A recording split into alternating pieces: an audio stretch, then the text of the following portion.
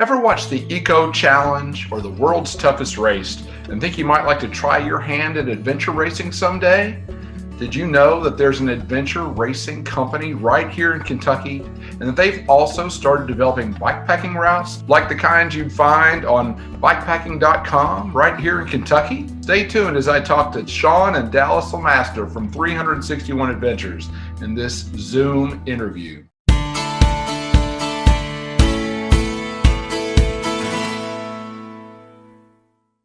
Shawn and Dallas, welcome. Thank you, sir. Thanks, Nathan. For those who are not familiar with adventure racing, can you just provide a brief overview of what adventure racing consists of? Simple as we can make it is a sport where you use different modes of travel. Usually it's going to be mountain biking, canoeing or kayaking, and then on foot, which we call trekking. The goal of the game here is to use a map and a compass only. There's no GPS devices allowed in this sport, but you're navigating across land, water, sometimes using ropes as well to traverse some cliffs or things like that, just to find what we call checkpoints out in the wilderness. Part of our job as adventure race directors are to find some really cool places to put those checkpoints, and you'll put those things on a topographic map with a little circle on there, and this is where you need to go. And using the mode of travel that we either specify or it's up to you, you can mountain bike to these points out in the woods, paddle to them, or trek to them. Whoever gets the most checkpoints in the least amount of time wins. It's that simple. So it's an off-road adventure, and it's a choose your own route kind of thing. So there's no set course.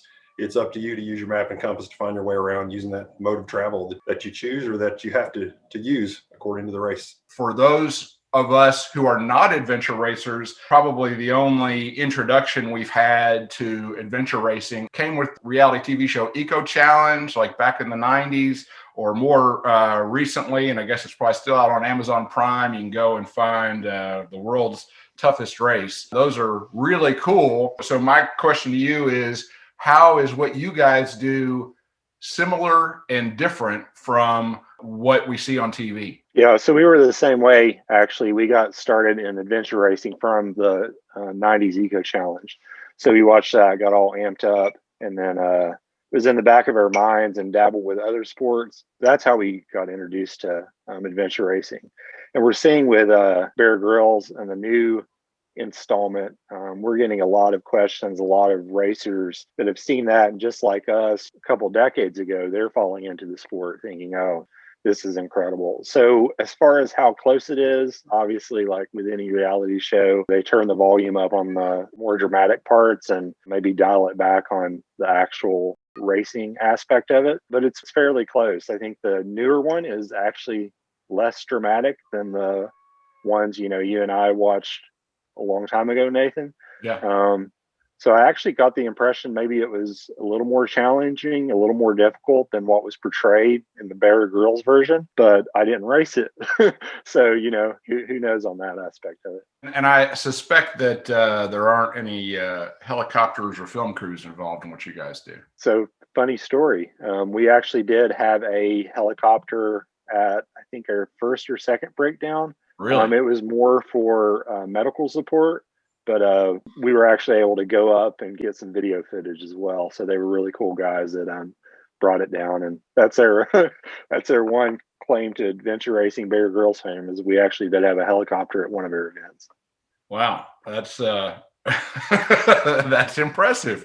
So, talk to me a little about the culture around adventure racing. The appearance from the TV show, is it rather being super cutthroat? I mean, obviously people are performing at a very high level in terms of athleticism and across, different types of sports, but there also seem to be, at least on the television version, camaraderie that seems to exist between teams, I guess you're all out there for a long time. So just kind of talk to me about the culture, competitiveness versus camaraderie. I love this sport so much. That's one of the big things in the sport. It's like you said, it's not cutthroat at all out there.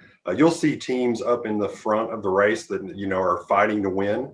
And you'll see them working together to solve a problem. Like if there's a navigation problem or something, a lot of times the front teams are way up there close to each other, and there's another pack in the middle and there's another pack in the back. And you'll see those packs kind of working together and saying, hey, do you know where we are? I don't know where we are, stuff like that. When it comes right down to it at the end of the day, it's a bunch of folks out pretty much unsupported in a wilderness environment So that's a big factor. It's like, take care of each other. And we say that every time we have a race, like just take care of each other first. Because, it's me and Shawn, like we're not going to be able to rescue you most of the time. So just take care of each other. But it's a huge part of the sport, just that camaraderie and the feeling you get that it's at the end of the day, you're going to cross the finish line together, as opposed to trying to just, beat each other. There is a competitive aspect of it for sure. So I don't want to downplay that. But it's definitely a sport where it's not as cutthroat as any other sport I've ever seen. So that's a big part what draws me to the sport personally. And you guys are brothers, yes? Oh, yeah. Who's the older brother? Dallas is. And who found adventure racing first? That'd be Shawn. That'd be me. So talk to me about your guys' respective athletic backgrounds, and then how you went from whatever you were doing with outdoor sports or recreation into adventure racing. I think I got started. I was kind of trail running, triathlon. Saw a postcard at a gear store, and it was for an adventure racing clinic.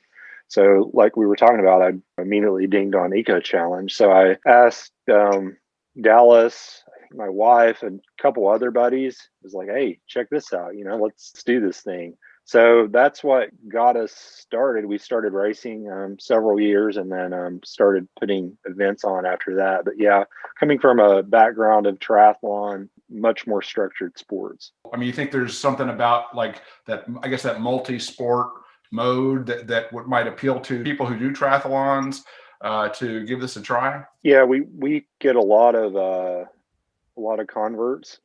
Seems like there's a natural progression of people that have done the kind of the formulaic type sports, and they're just, they're either bored or they want something more outdoorsy, more out of the box. So they land on adventure racing, where it's, like I said, much more unstructured. You're definitely thinking a lot more. We find that our racers, by and large, the people in our age group, 40, 50s, they are the ones that win. It's because they can think, they can navigate, they can make, great decisions. So it's not always the young guns that you're just out there, blowing out your knees. It's the people that can, process and think through things. Interesting. So do you remember what year it was, Shawn, that you first ran across this ad for an adventure race? That's rough. I'm terrible at dates. I think Dallas is even worse. So I wanted to guess like 2011. So within the last 10 years anyway, closer to 10 than 5, right? Yeah, let's call it a decade. Okay. And so Dallas, when he first brought this up, what was your initial reaction to it? Well, like any sane person, I was like, what do you want me to do? I dabbled in trail running a bit, done, some trail marathons, stuff like that.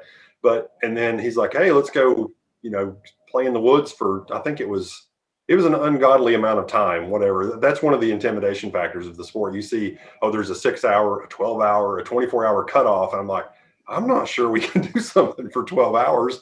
And then I was also terrified of mountain biking. I'd not really done a lot of mountain biking at all. And I realized a little bit later in the sport that you don't have to be a really good mountain biker at all to do adventure racing. You just got to go ride a bike. And it's not about who's the fastest on the trail. It's about, like Shawn said, making the strategy. So my reaction was, okay, I'll give this a shot. I'm terrified to do it, but let's go ahead and see what happens. And then I remember we were out on a lake I think it was one of our very early adventure races. We're out in the lake in Lake Barkley out in Western Kentucky, and we're just hitting these white caps on this canoe. And I'm thinking back to my childhood watching like the Eco Challenge. I said, Shawn, we're adventure racing. We're really doing this. It was really transformative. And then from then on, I was like, all right, I can do this. Cool. So how many of these races did you guys do before you came into the idea of wanting to start an adventure racing company yourself? So I'm interested in that progression. I feel like we put on races for maybe 3 years, 2 to 3 years at least.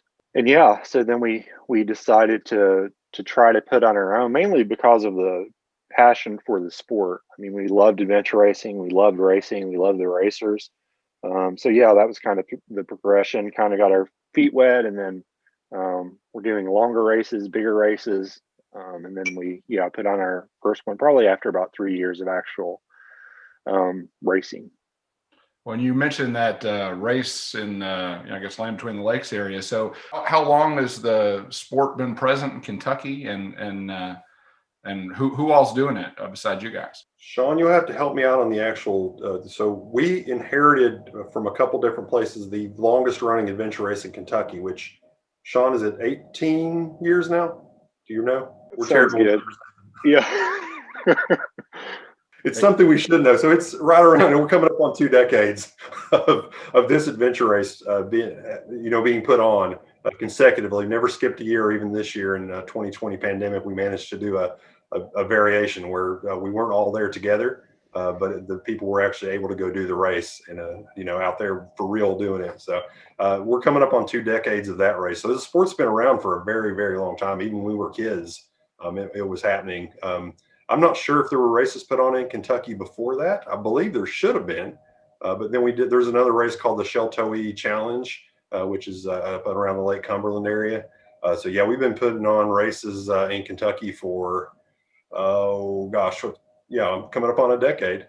Cool. Is the race that's been going on for 18 years, is that the FIG or is that something different? Yeah, that's the FIG, named after Don Fig, the legendary ranger down there at the Red River Gorge area. So yeah, the FIG is the longest running adventure race in Kentucky. Cool. Someone actually goes out to your all's website, they're going to see a slogan that says "Commit to Adventure." Can you explain why you chose this slogan and why it embodies what you're trying to do? That's the whole gist of it. Adventure racing, even in the title, it's adventurous. So we want people to embrace that side of it. It is much more of an adventure. And this may be another company slogan, but it's much more of an adventure than a race. It's an experience out in the woods with your friends. So that's the mentality that we want people to come into our sport with. Is this is an awesome time in the woods. It's an adventure. Let's see what happens. I'm curious to know what the word really adventure means to each of you. You say, I want to go have an adventure. What would that consist of? What does that mean to have an adventure? I bet, Shawn, my answers are going to be a little different, but for me, it means just getting out of your comfort zone, getting out of the normal, mundane, day-to-day stuff for me. So if I'm going to have an adventure, I can have a really simple adventure just by taking, an urban bike ride for myself. Or we can turn it up a lot and, go do something really cool, like go some alpine hiking or something like that, or whatever we do. But every time we go on an adventure race, that's an adventure to me. It's really like it encapsulates what I think of as just getting out of my normal day to day. When I'm doing something like that, I'm not thinking about anything else. I'm just thinking about, okay, I got to ride over this route right now. And it's so existential. It's right in the moment. It's almost like a zen, like getting out of the normal is my short answer. Cool. So what about you, Shawn? Yeah, I mean, similar. We always joke about, our levels being off. And when we talk about that, it's like, you progress through lots of things. So maybe, if we're talking about adventure racing specifically, Dallas mentioned hours are kind of segmented 6 hours, 12 hours, 24 hours, and then on from there. So I think like with most things in life, you up your levels. So an adventure to me may be a lot different than an adventure for, somebody just starting out or for Dallas or whatever, but it's still that same experience to where you're out there, you're getting it, you're testing yourself, you're likely out of your comfort zone, or you should be. And then you come back and you're like, yeah, okay, that was interesting. So yeah, still getting out there. In both of your answers, I mean, would you say that something being new or unknown or, is an important factor to you, or like that you're actively exploring something kind of part of it for you? Definitely makes it better. New things are awesome. But yeah, it doesn't have to be necessarily. I mean, I would think if I were actually going to tell someone I'm going on an adventure or that was an adventure, it would likely be something new or challenging or sketchy or along those lines. Yeah. But yeah, adventure is adventure as long as you're out there, having fun in the woods somewhere.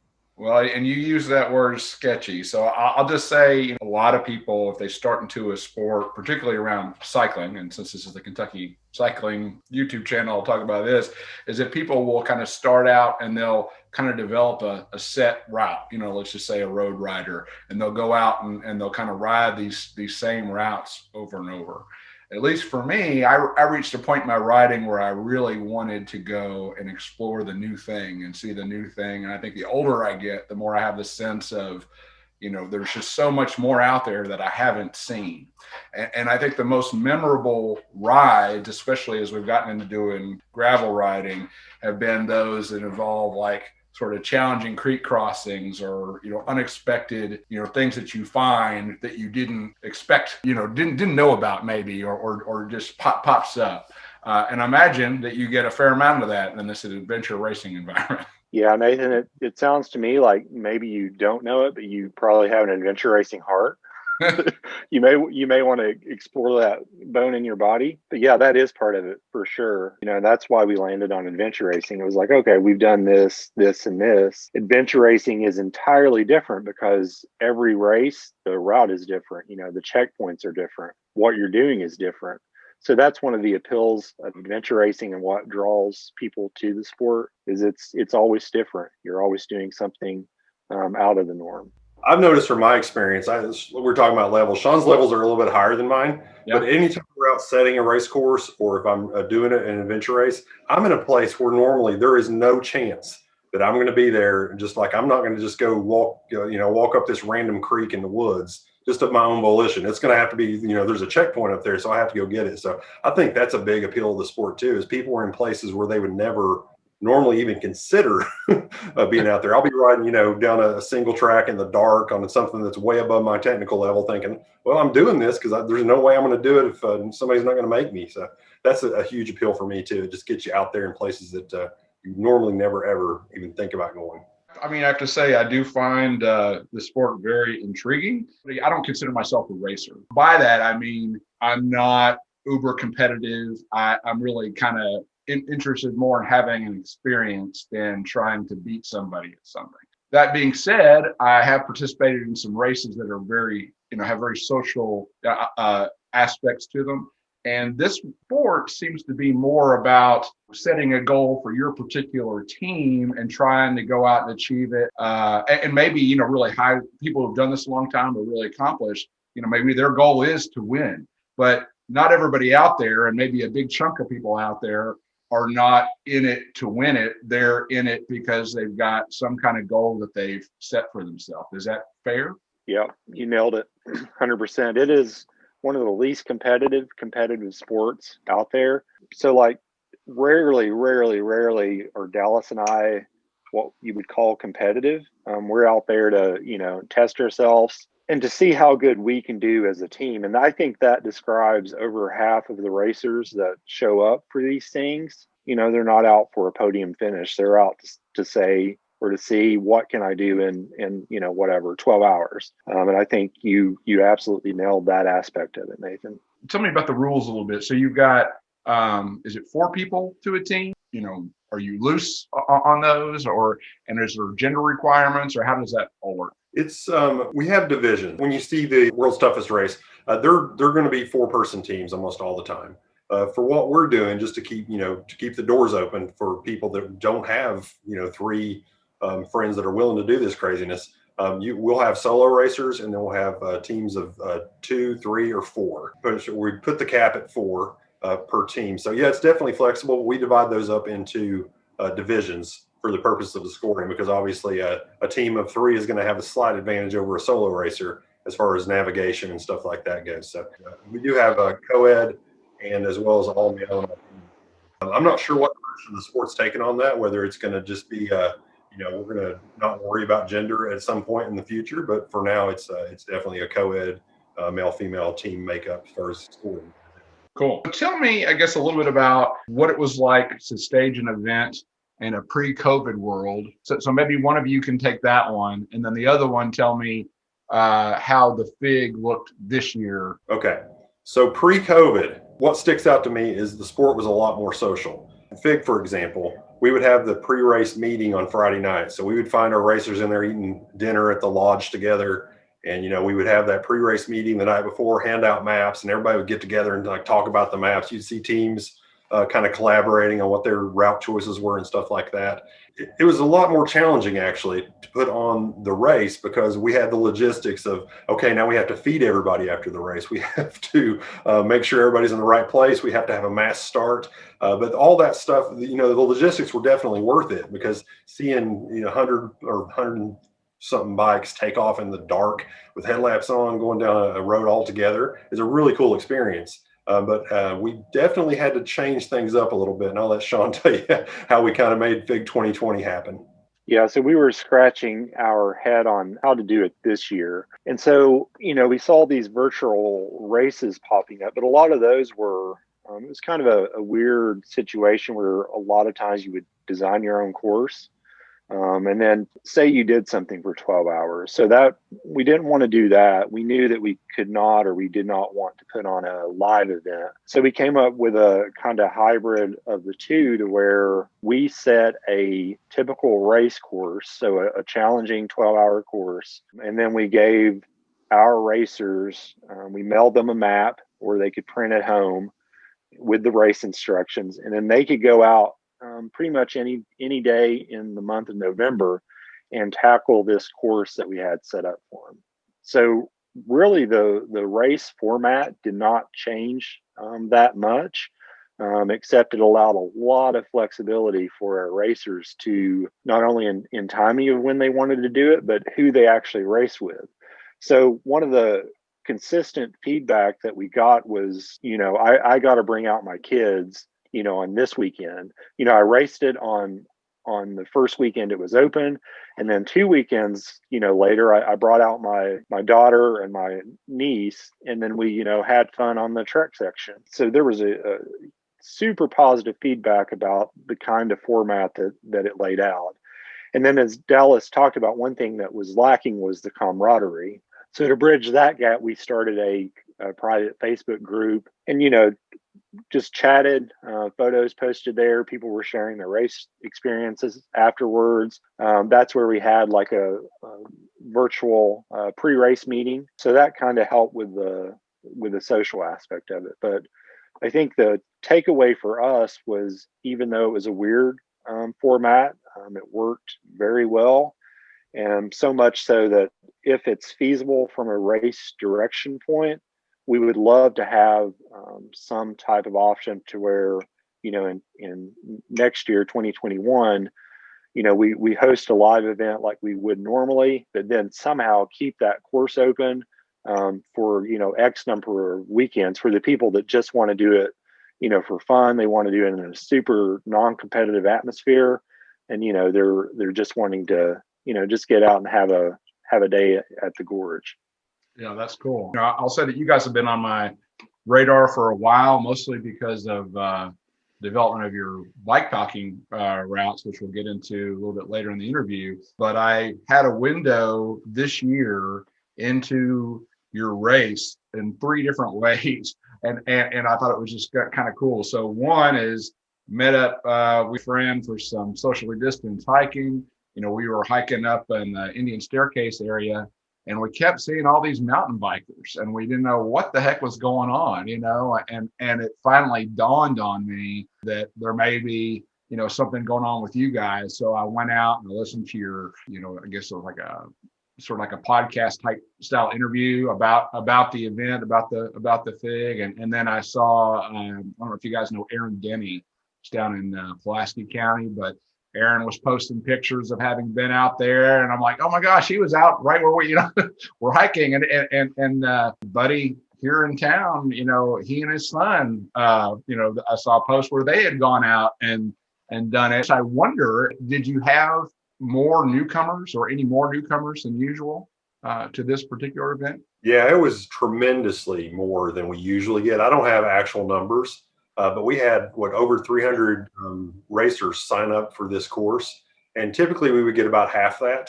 And I get the feeling that at least 40, maybe upwards of 50% had never done anything like this before. And we were coming off the heels of that Amazon Prime series as well. So people were shooting questions back and forth, like, what kind of mountain bike do I need? Do I need a mountain bike? What's what's trekking mean, stuff like that. So yeah, we had a lot of new folks do it, and I think they all had a good time. Pretty much all of them said, this is something I think I can do, and the format lended itself to that, to where if it were, if we had 300 people out there at the same time, I think the competitiveness of it might have overwhelmed some folks. But just being able, like we were talking about just now, like just being able to go out and do it with your friends and your family and not worry about if you're, first place or 50th place, was a huge appeal to people. So yeah, definitely a lot of new racers. Well, and in terms of the, plotting from one point to another, are there any rules about, like, do they have to use existing trails, or can you kind of plot your own line if you're willing to go up and over some crazy terrain? Yeah, it's called bushwhacking, and as long as the folks who are issuing the permit for the race are cool with it, and almost every place is, that's a huge part of the strategy. So I could take a 2-mile stretch of bushwhacking right straight through the woods, or I could take a 5-mile trail around. So which one's faster? And the really good people can look at those topo lines on the map and say, okay, there's a lot of elevation gain here, and you got to figure it out. But that's a huge part of the strategy. Do you take the ridge line around, or do you go down into the valley and climb back up out of it, even if it's a straight line? So yeah, huge part of the strategy involved is in that, whether to go off trail or stay on it. Well, it's all very, very cool stuff. Yeah, so next year's event, FIG is traditionally and has always been the first weekend in November. So same next year. And if we can feasibly pull it off, because there's some moving parts to this as well, to keeping a course open that long, and then also, just from a race director perspective, we have some things to figure out on that side of it. But if we can pull it off, we would definitely love to have that option for racers, just because it seemed to work so well this year. So maybe we actually invented, or at least exploring, a new kind of cool format. So turning our attention to Kentucky bikepacking routes that you guys have gotten into, I'm going to ask you a non-bike related question. I'm going to answer it myself too, and it'll give you a sense of maybe the gamut of bikepackers. If you came to a pool, and I'm interested in to know the answer for both of you guys, are you the guys who are just going to jump right in, or do you test the water and wade in? I'm a test the water and wade in kind of person for sure. I tend to approach things with caution. Like I'll walk it before I ride it to put it back into bike terms. So yeah, I'm a water tester. And Shawn, I think I have an idea about how you'll answer, but go ahead. I would probably lean more toward a cannonball, with the caveat is if there's people already in the water. Okay. If I'm the first one, I'm much more timid. I'd probably at least, dip my finger in it before I flipped into it. But yeah, that'd probably be my answer for it. Because bike touring has been around a long time. The terminology of bike packing, is more recent development. And I think the term conjures different images for different people. I think most technically it really has to do with the gear that you're using on the bike, but it can be wide ranging in terms of the surfaces that are involved and the level of technicality. I'm definitely dip my toe in the water, wade in. In certain situations, I'm like, okay, I need to get over this, and I'll just count to 3 and force myself, to jump in the water. But that's the way that I'm coming to bikepacking, from having done some light touring, even events where people have carried my gear, to starting to carry my gear, to, okay, now we're going to go from a paved surface to a gravel surface. And now I'm starting to eyeball some of those routes on bikepacking.com and looking at what you guys have produced with a lot more interest. But I just want to kind of put that out there, that I think there's a pretty wide range of people coming to this. And given that you're an adventure company, I think you guys are obviously more prone to doing something that is more high on adventure, and your routes appear to fit that bill. Okay, so actually, if I just go to bikepacking, yeah, so you've got a nice little intro here, and I'm going to zoom in so people can see this statement. So you say, over the next decade, we plan on sharing and creating bikepacking routes throughout Kentucky. Adventure biking opportunities abound throughout our beautiful state, and it's our goal to highlight those. I really just want to ask you guys, so you've got this adventure racing company. What was your motivation to make part of your effort to develop some bikepacking routes, which are, as best I can tell, a nonprofit contribution to Kentucky? You can probably relate to this one, Nathan. Running the Kentucky cycling, purely a passion project. So love adventure, fell into bike packing 4 or 5 years ago, and kind of the same progression of putting on adventure races. You know, you mentioned bikepacking.com, absolutely the number one resource across the board of finding out how to do this and what routes to take on. But there are no routes in Kentucky. That's pretty absurd considering what we have to offer. That's the behind this new passion project for us, was to develop routes, get them out into the world, highlight Kentucky, and, you know, show people that there are routes here and that, you know, they're pretty cool routes as well. That's what you're looking at there. That's the why. Great. And have either of you done very many of the routes on bikepacking.com before you got into doing route development yourself? Yes, I've done several. And, you know, you were asking about, do you dip or do you dive? When we got into bikepacking, it was very interesting to realize how challenging it was. You know, we thought, oh, we're pretty tough. We're adventure racers. Holy crap, bikepackers, man, they are next level, or at least the routes that we tackled on bikepacking.com. You know, we would go out there and think that we would, you know, kill it. But man, these guys are really, you know, tough guys. And it's a lot of the mentality that, you know, it truly is an adventure. You're completely self-supported, and you're out there. At least some of the routes that we have done in Arizona and, you know, California and out west. I mean, you're by yourself, or, you know, you're with a buddy, and you're out there pushing your bike up some, you know, really stupid stuff, which sounds a lot like adventure racing. So fell right into our joy house. But yeah, that's one of the takeaways was, wow, these guys are legit. So Dallas, did you go with them on these things? I try to avoid this as much as possible. Into some adventures from time to time. We did do a semi-supported route together out in Colorado, which, like Shawn was saying, it just about killed me. It was one of the hardest things I'd ever done in my life. I actually had to pick up a rock and put it in my pocket, and every time I started hurting, that was my hurt rock. And I'd be like, I'm fine as long as I got this rock to trick your brain into getting through it. But yeah, I tend to try to avoid some of the things that Shawn does. But it's definitely a super, super tough sport. I mean, I don't see how some folks even get through the day with some of the routes. We'll talk about the breakdown route here in a minute that Shawn put together. But man, just the elevation change, it keeps me up at night even thinking that he's going to force me to do that one day. So you've got 2 routes that you're highlighting out here, and I know that you guys are going to do a big reveal next month around the breakdown route. So you know, I just want a sort of an overview for this video. I'm going to have Shawn back next month, along with a couple other folks who were involved in, I guess, development and maybe piloting that route. So say a little bit about the breakdown, and then we'll dig into the Red River Gorge Overnighter, if that's okay. Yeah. So talk about your passion projects. This one has definitely been one. So we used to put on a race called the Breakdown, and it's at Breaks Interstate Park. So that's the border of Kentucky, Virginia. So that gave us the location.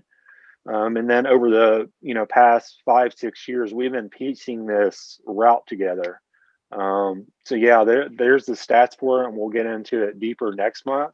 But yeah, stoke level is definitely high on that. We've been working on it hard, and we're going to release and publish the route next month. So, you know, there'll be a ride with GPS route. People can download it, look at it, resupply points, all of that will be on there, just like a, you know, typical bikepacking.com route that you would see, and then people can give it a go. Yeah. So 328 miles with 36. No, is that 36,000 feet of climbing? Is that right?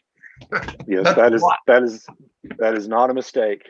It's 10% single track, 40% unpaved. So I guess about 30% gravel or double track dirt, and I guess the rest is some form of road. But it goes through parts of eastern Kentucky and Virginia. Is that right? Yeah, that's correct. It kind of follows the border. Okay.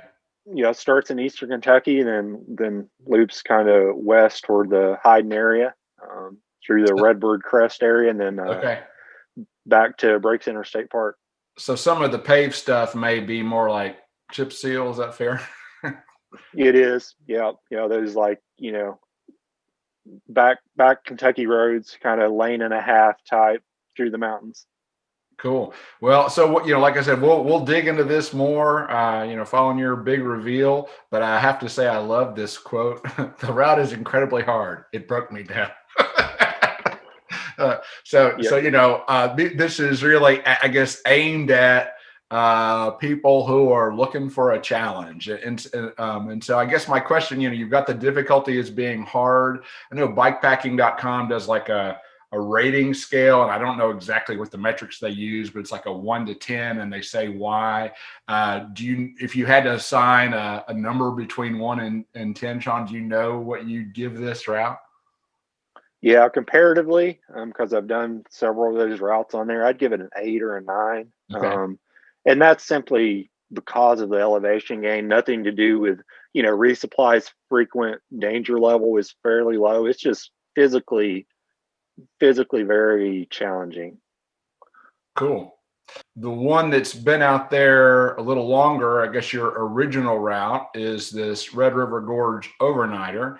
And I'll say this has definitely been on my radar and sort of represents a longer term goal for me as I start to come up more to like waist deep level and I'm ready to do some swimming as far as bikepacking is concerned. There's a sort of caveat around this ride. So you guys, when did you first reveal this? Was this like last summer or earlier than that? Yeah, it was last year. We put it out. It was cool, great. But then a buddy of mine, Jason Palmer, who in the adventure racing scene is notorious for designing very interesting courses. He's definitely a cannonball type individual. Yeah. He's actually I'm simply the co-pilot on this route. He definitely designed it. He knows the gorge area like the back of his hand. So he put together the route. And so we decided to ride it again November of this year. And the local ATV park had expanded significantly. So they had expanded into kind of one of the key kind of cut throughs that we needed. And it was doable, but not cool. And things had changed significantly. So we determined it was kind of broken at that point, which is kind of a shame because it's maybe 6 miles through there, 4 to 6 miles. So rest of the route, high joy level until you get there. So it was a shame that 6 miles knocked us out, but we do have an excellent workaround. And you mentioned Aaron Denny. We're actually trying to coordinate with him to do a little trail clearing for us. There's just one short section, maybe a mile or so section that has a lot of blowdown that is our workaround. So we're going to try to get with him. And, if any of your viewers are watching this and they have some clearing experience or just want to, come out and help us to open up this route, definitely hit me up personally and I will get you, I'll get you the information you need. And actually, just to put it out there, if it's not in the notes at the bottom, Nathan, they can email me, just Shawn, SHAWN at 361adventures.com. Okay. And hopefully we can get that little section cleared and open so people can, get out on the route again. Yep, right there. Yeah, gotcha.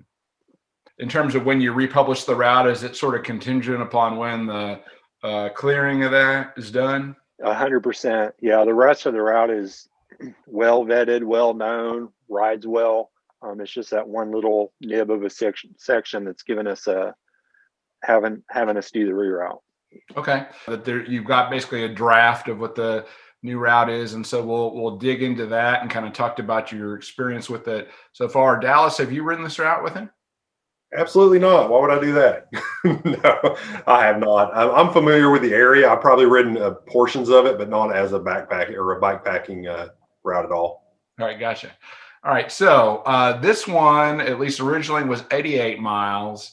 You envisioned it as an overnight route with that being about a little over half being unpaved, 15% single track. So I guess just some quick math there. Does that mean about 30, a little more than 35%, 36, 37% maybe of dirt or gravel surfaces there, and then you're saying that 96% of it is rideable. So is the other 4% hike a bike?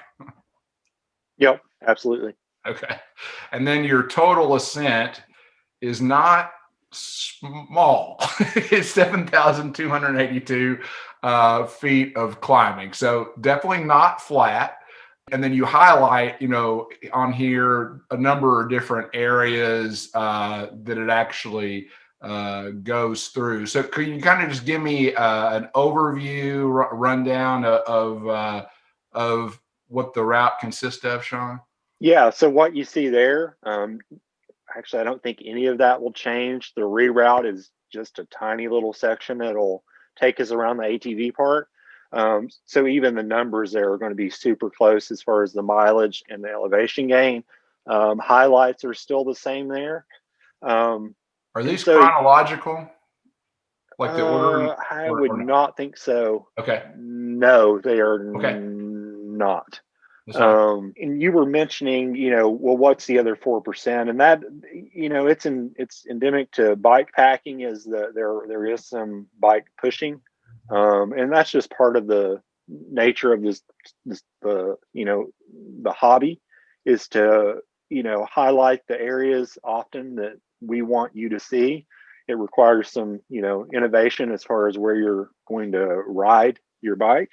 So you'll see there, to get to take you to Spas Creek, there's some interesting routing up a place called Morgan Hollow. So you were, mentioning that if you want to do this using air dive or swim, if it rains a little, you actually may literally be doing a little bit of swimming at Morgan Hollow.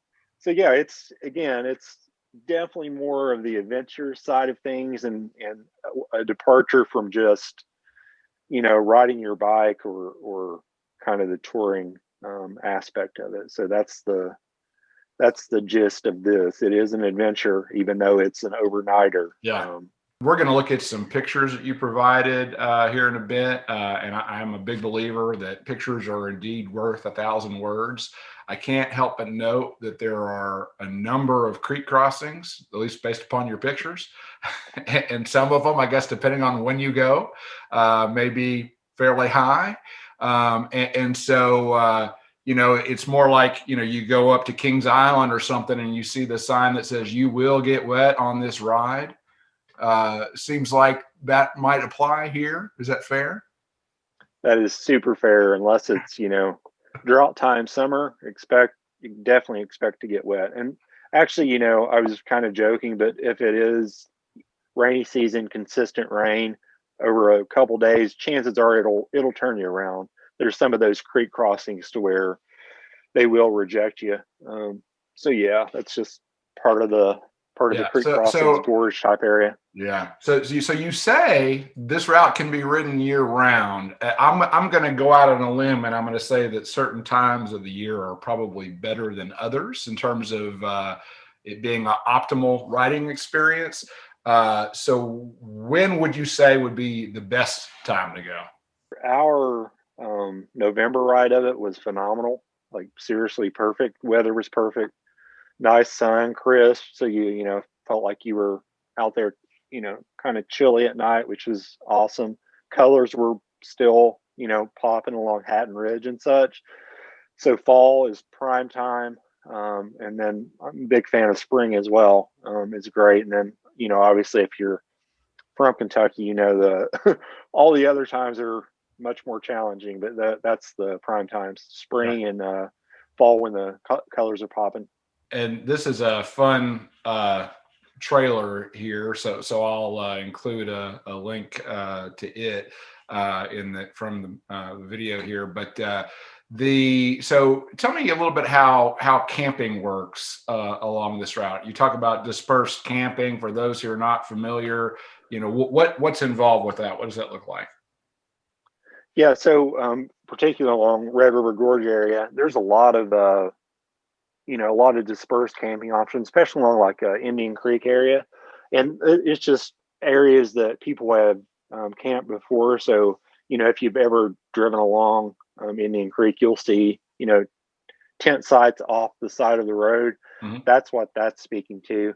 And then just to go back to the video there, that is the infamous Jason Palmer there highlighted in that video. That's the guy that actually created the route. I'm just I don't know what I am on this. I guess just the administration.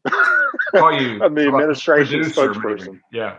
There you go. I've heard you say multiple times that your recommendation is a hardtail mountain bike for this particular route. So, as someone who no longer owns a hardtail and only has a full suspension mountain bike and a gravel bike that'll take close to 2-inch tires, what would you say would be the better option if you don't have a hardtail mountain bike? Yeah, I would say if you have the fatter tire gravel bike, go with that. That's coming from us, so with the mentality of we have no ego or embarrassment about pushing our bikes. And that's probably coming from the adventure racing side. Like if it's too tech, if you're going to flip or you're going to break your bike in half, we will immediately push those suckers. So yeah, we have no problem pushing. But if I had those two bikes that you mentioned, I would go with the gravel bike just because, there's enough pavement and enough actual gravel double lane fire roads to warrant it. Okay. Having ridden with Shawn and Jason quite a bit, I can attest to that as well. Whatever bike is lighter and easier to put on your shoulder and carry across a river is what I would. Yeah, that's the other thing I think we're going to see in these pictures is there's an awful lot of pictures of people carrying bikes. I'm just going to put that out there. So that's at 4%. 4%. Yeah. All right. So I also wanted to kind of bring this up. So this is your draft of the revised loop. So I guess I'm sure you still reserve the right to change this, but it may go up a couple miles, I guess, with this reroute. Definitely no joke here, but you start. So just kind of I can zoom in, but just kind of talk to me through the route if you don't mind. So you start off where you start and just kind of describe the different sections. I mean, like where you start hitting gravel, where you start hitting single track, that kind of stuff. Sure. So Skybridge Station is where it starts. And I saw, Nathan, that you had just watched Gone Tomorrow, ice climbing film. Oh yeah. So that is one of the dudes that's on there, Clifton. That is the Sky Bridge that's featured in that. Oh, and cool. Kind of a funny takeoff from that. I'm currently in California, and we were watching the Banff Film Festival in Santa Cruz, and that's one of the films that we're playing. And by and large, that got the most applause.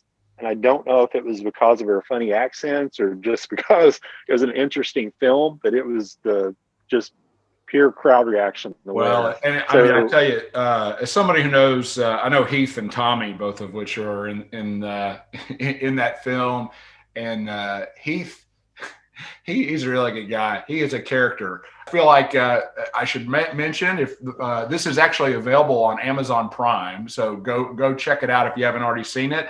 But don't watch it with your kids because he is a master of colorful language, and I couldn't help but chuckle a number of times with some of the expressions and things that he used in that. But it's a super cool film to read about what they're doing. And just as a little fun little side note, the shots that were shot with Heath sitting in a chair was actually in the living room of the first house that my wife and I owned. So small world.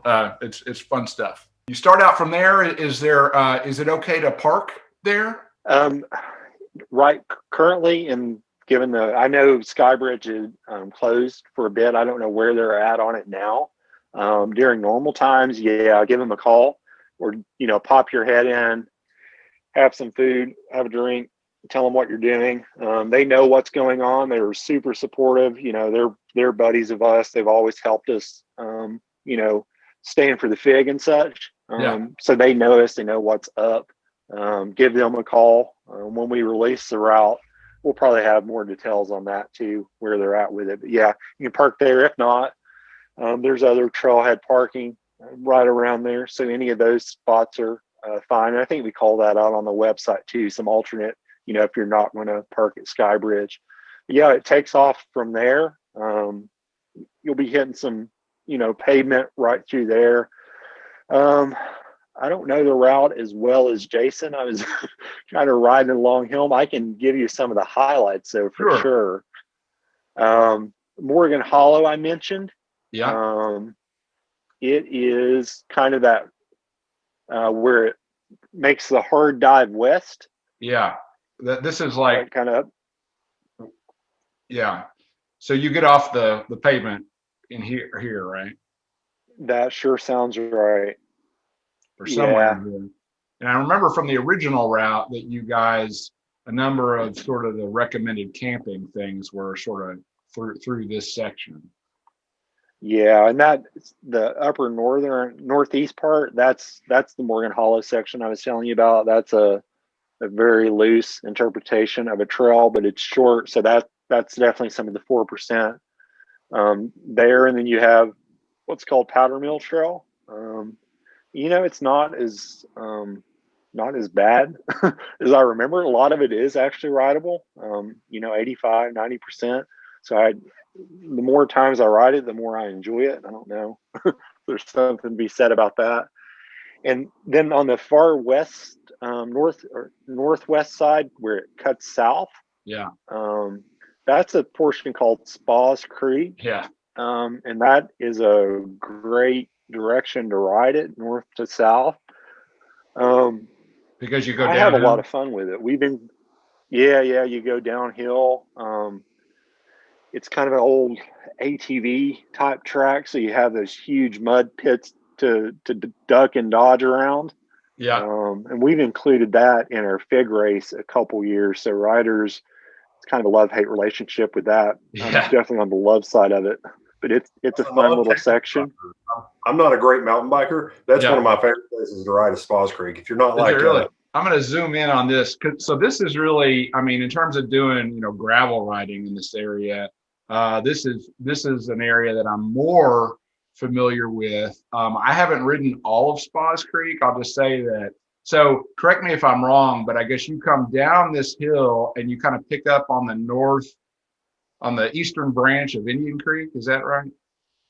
That is correct. Yeah. And then a little dump so right into Indian Creek. You got to cross it, I guess, Indian Creek. I don't know. I'm just, I don't have the right view for it to be showing up. It's somewhere in here. And then you come down this, and then rather than going down to the road, you go then up the west side of Indian branch of Indian Creek. For those who've ridden Indian Creek, it's like that road has a Y kind of shape to it. And then I guess you then get off. So somewhere in here, you're single track or hike a bike, going up to the top of Spas Creek. Is that fair? That is right. And that section you just highlighted, Nathan, that's Powder Mill Branch. And then that will take you to what's called Hatton Ridge, which is where your pointer is there. Okay. And that is one of the highlights, especially in the fall. That is one of the best views that I think you can get along the gorge. It's just a ridgeline ride, so nothing too challenging. But man, the colors up there are phenomenal. Even later, mid-ish November, colors still stick around up there. Yeah. So I'll say that the one ride that I did where, you know, we rode like Indian Creek, and I'll say anybody who's looking for some good quality, fast rolling, well maintained gravel forest road, who's just kind of getting started with gravel biking, I think Indian Creek itself is a great, beautiful place to go. It's relatively flat. It's beautiful, and you know, this time of year they close the road, so there's not even traffic, you know, back there. But Spas Creek, on the other hand, so you know, I'm guessing people are going to have either a love or hate relationship with this particular section. So you mentioned, so the only place I've seen YouTube footage of Spas Creek is some kind of Jeep riding channel. So this is like a heavily, it's very popular with ATVs and Jeeps, and I pretty washed out, I think, as a result. Fair? Yeah, it has those gigantic Craters. So if you're in, yeah, there's huge like chasms, pits. Yeah, full of water most of the time.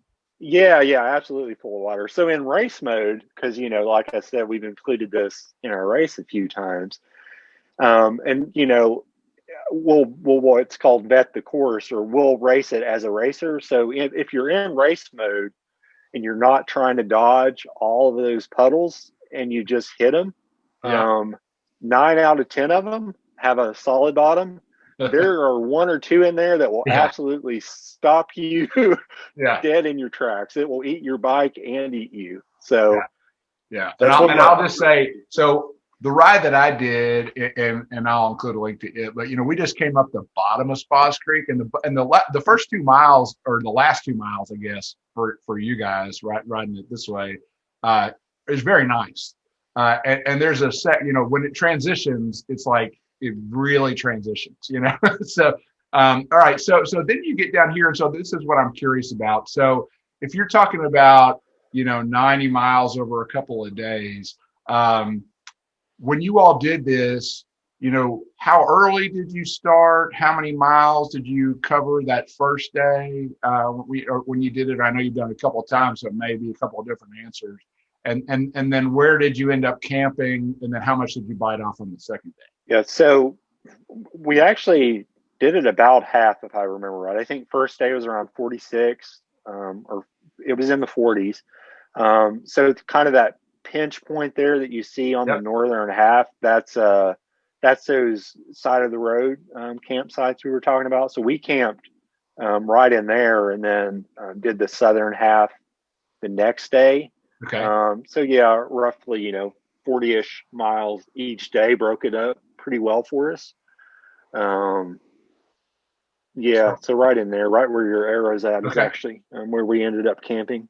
Okay. So I guess my question to you would be, for somebody who might look at this, i.e. me, and say, hey, I don't know that I want to bite off, you know, 45 miles of what I'll say I'm a, you know, average intermediate rider. You know, this might seem pretty aggressive for 2 days.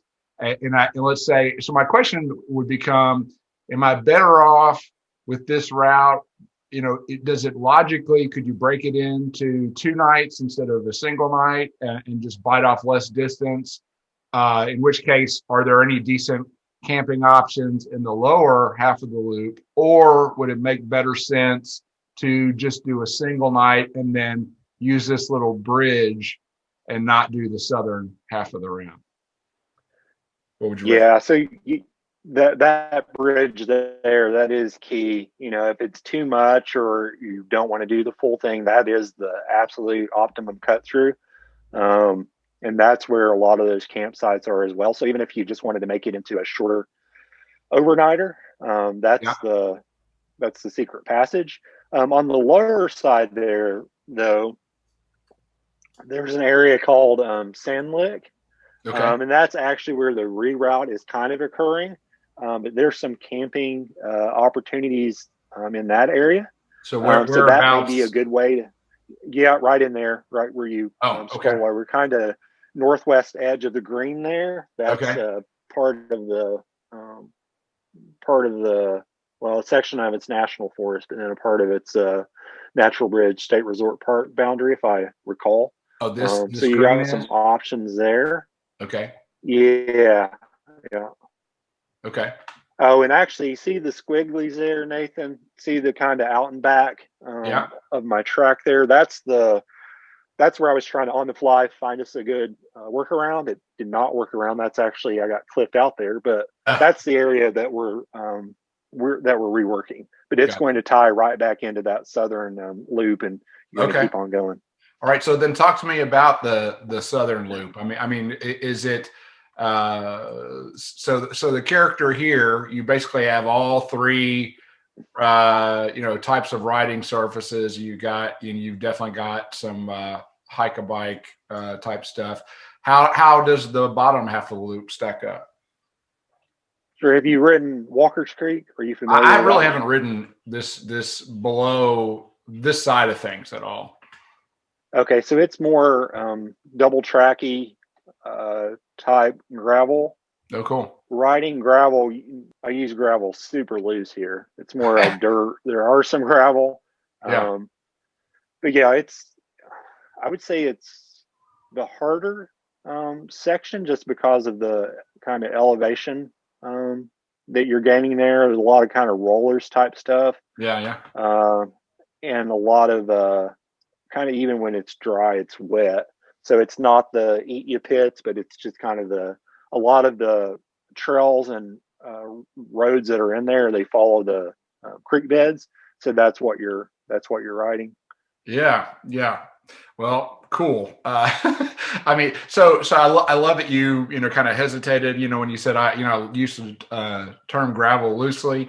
It's like I think until you really get into it and get out and exploring in Kentucky that I say gravel comes in a lot of flavors, and just like Baskin Robbins might have 31 flavors, there's probably at least 31 flavors of gravel to be had too. So. Uh, it's pretty cool stuff. So I'm going to actually I'm going to transition here. I'm going to pull up the pictures that you sent me. And lo and behold, the first image we see is of a guy carrying a bike. Yeah, that's our buddy. That's Jason Palmer right there. He invented this one, so that's a good first one that pops up there, huh? Yeah. So that's maybe a good motivation for how you pack for this is know that you're going to have to not just do some pushing, but some carrying as well. Yeah, it's part of it. It's like really is not being, whatever about it, but it is part of the sport. It's just known, lots of Yeah. dogs too. That's a pretty Yeah. Yeah. So I guess no bike riding in Kentucky would be complete without encountering a dog. But this one, is this a dog that you just met along the way, I assume? yeah, it's one of the Sean, Sean never goes on any adventure without making a dog friend. Yeah. Every time I've been with him, there's been a dog friend that he just picks up along the way and usually feeds a cracker. Yeah. Well, that's cool. So, some mechanical issues along the way? yeah, that's not a tunnel you see there in the background. Yeah. So I have to ask you about what it's like to ride through Nata Tunnel. Yeah, cool, super cool experience. We, get out a headlamp. It actually full darkness once you get in there far enough. And I've only been in there once with a vehicle, and he just wasn't. I mean, I was pretty well lit. He just didn't see me in there, so he entered. I was in there as well, and as it turns out, handlebars and a Ford Escort can fit in that tunnel Oh, without any conflict. So one looking at this picture might think you will not only get wet on this ride, but you will get muddy on this ride. Fair? Yeah, that is at the conclusion of spas. Yeah, I believe it. I believe it. And is that ramen, or what are you munching on there? That is ramen. Yeah, so that's coming from adventure racing mentality. You put dry ramen in a Ziploc, put some water in there, and then leave it in your pack a couple hours, and then it's ready to go when you're ready for it. Gourmet. The fork was too heavy to carry, right? Red River, so just kind of or pizza, as the case may be. So here's here's a hardtail bike packing setup, and this looks fairly typical. So I commented that I think bike packing most technically refers to the kind of gear you have, more of the bags, and that strapped to the bike as opposed to racks. But I guess certainly there's some crossover, and in this case, you've got your single track machine. Is this your bike, Shawn? It is, yeah. It's a hardtail stump jumper. Cool. Yeah, there's a creek and some hike a bike going on. Do you know where that is? That's coming out of Morgan Hollow. Some steep elevation, I'm guessing. That's pretty cool looking. Morgan Hollow. That's a loose interpretation of a trail I was telling you about. Yeah. And it was actually, we included this in our fig race this year. So another one of those loved it or hate it type of experiences. That's what Jason calls flowing single track. Flowing single track. Nice. We have like a joke. Yeah, that's pretty much Jason Palmer right there. Yeah. Well, and there's that nice gravel you were talking about at the end of spas. That's where that's at. Oh, okay. Yeah. Well maintained stuff. This I looked at and I thought this looks beautiful. This looks like a very inviting shot. I'd like to jump into the picture and just be on the bike right here. Where's this? So that's what I was mentioning before, Hatton Ridge. Oh yeah. That's, mid-November. Colors are still excellent up there. That's one of my favorite spots in the gorge.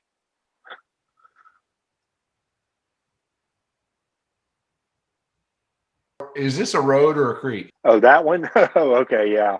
That one, yeah. I was a little of both. Sometimes it's hard to tell. Yeah, and I've definitely read. Oh yeah, look at here. So this is like if I came on something like this and it was winter, I'd probably be turning around. But wow. Yeah. Well, we had some warm weather this November. Honestly, I and for people who might look at this and be say no way, no how, I would just encourage folks. These are really the most memorable parts of rides. To me, when you run into these kind of scenarios, you look back on it with a lot of fondness. Yeah, that was end of day, night one. Getting your cook on. Oh, that's a cool shot. So I like this little makeshift fender that he has made under his bag. Do you know what that's made out of? That is a politician sign. That's a good use for that. Yeah, exactly. There's a mudslinging joke in there somewhere. I don't know what it is. I'm sure there is. Cool. Yeah, another poster worthy. That's a nice ad for hammock camping right there. Yeah, that's Jason Surley. He's also a hammock guy, so that's he hammocked. I went with a tent, but yeah. Okay.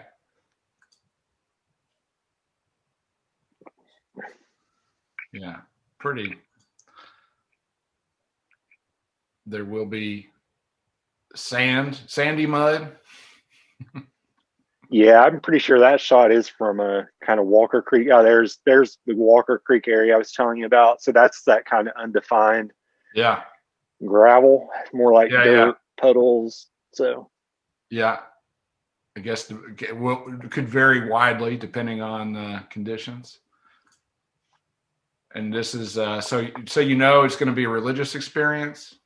It will definitely have a come to Jesus moment. I love this. So where's this L8 machine? I do not recall where that one's at, but I do recall that I enjoyed it. Yeah, it's like you said, it comes in all flavors. Yeah. Going into the tunnel, that's a pretty cool shot. Is this spas? Yeah, it is. And this, from the greenery, this looks like our first running of it. This is a spring ride we did of it. So yeah, kind of the green version of spas. Looks like it was fairly dry this time that we rode it. Yeah. And this flavor might be described as chunky, it looks like. Yeah, a little chunky.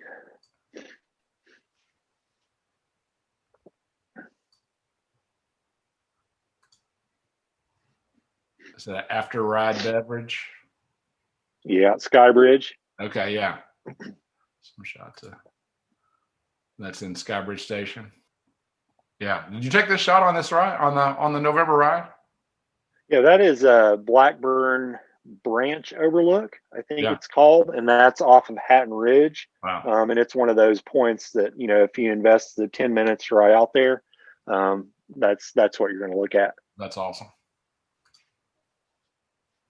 Yeah, it looks like a very memorable high adventure route. Is there anything that I haven't asked you about that you want the Kentucky cycling audience to know about? I think since, the focus here is adventure racing and what we're doing, super encouraging. Give it a try. We talk about people's levels and, different experiences, but it's still takeaways the same.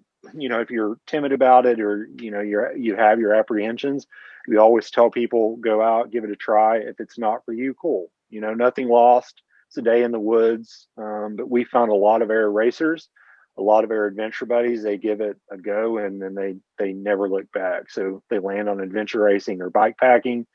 It's a new experience for them. It's a very adventuresome experience and it gets them outside of their box. So just encourage anyone, get out there, give it a try, see where you land with it. Cool. Dallas, anything you want to add to that? I was going to say about the same thing, since we're primarily probably talking to mountain bikers right now. Give adventure racing a shot. You'll probably fall in love with it. We very rarely find someone that says, who is a mountain biker is like, well, I don't like adventure racing because I have to walk. It's nice to get off the bike every once in a while. So yeah, just echo what Shawn said. Same thing. Give it a shot. Okay. Well, and we'll look forward to having Shawn and a couple other guys back next month to talk about the breakdown route in more detail. So I guess with all that in mind, I just want to say thanks again to Shawn and Dallas Lemaster from 361 Degree Adventures for being guests in the Kentucky Cycling Connection series. If you enjoyed this content, please like the video and subscribe to the channel, and be sure to stay tuned for more Zoom interviews in the coming weeks. Thanks, guys. Thanks, Nathan. Thanks, Nathan. See you next month.